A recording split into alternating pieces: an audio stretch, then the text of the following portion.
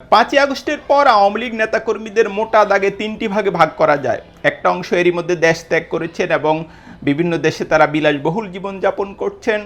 দীর্ঘদিন পর অনেকে সোশ্যাল মিডিয়ায় সরব হয়েছেন এবং নানা রকম উস্কানিমূলক বক্তব্য রাখছেন, কেউ কেউ আবার আজগুবি গল্প শোনাচ্ছেন ওবায়দুল কাদেরের মতো।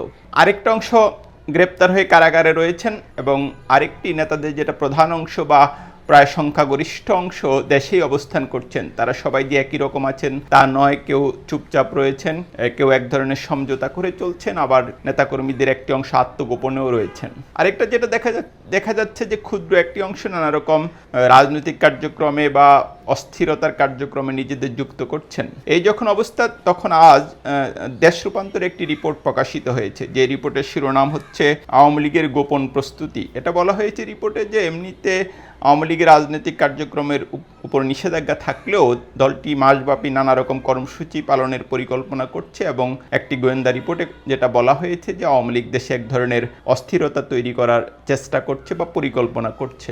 ওই রিপোর্টে বলা হয়েছে যে 23শে জুন আওয়ামী লীগের যে প্রতিষ্ঠাবার্ষিকী, সেদিন দিন ঘিরে নানা রকম কর্মসূচি নেওয়া হয়েছে, বিক্ষোভ কর্মসূচি রয়েছে এবং আরও কিছু কর্মসূচি নেওয়া হয়েছে। ওই রিপোর্টে উল্লেখ করা হয়েছে যে আওয়ামী লীগ নেতাকর্মীদের একটি অংশ তাদের পেশা বদল করেছেন এবং যেটা সাধারণ মানুষের সঙ্গে অনেকে মিশে যাচ্ছেন এবং তারা দেশে এক ধরনের অস্থির পরিস্থিতি তৈরি করতে চান।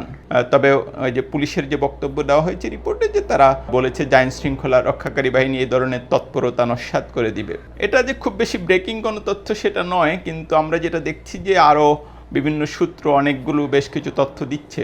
যেমন কেউ কেউ বলছেন যে আগামী দিনগুলিতে বাংলাদেশ নিয়ে প্রপাগান্ডা যে ওয়ার বা নানা রকম প্রপাগান্ডা, সেটা আবার নতুন করে খুব ভালোভাবে শুরু হবে। আমরা যেটা দেখি যে 5ই আগস্টের পর থেকে বিশেষত ভারতীয় মিডিয়ায় বাংলাদেশ নিয়ে নানা রকম অপপ্রচার চলছিল এবং বিশেষ করে সংখ্যালঘু, এটা এখনও চলছে, বিশেষ করে সংখ্যালঘু নির্যাতন নিয়ে এমন আজগুবি সব গল্প তৈরি করা হয়েছে যা অবিশ্বাস্য।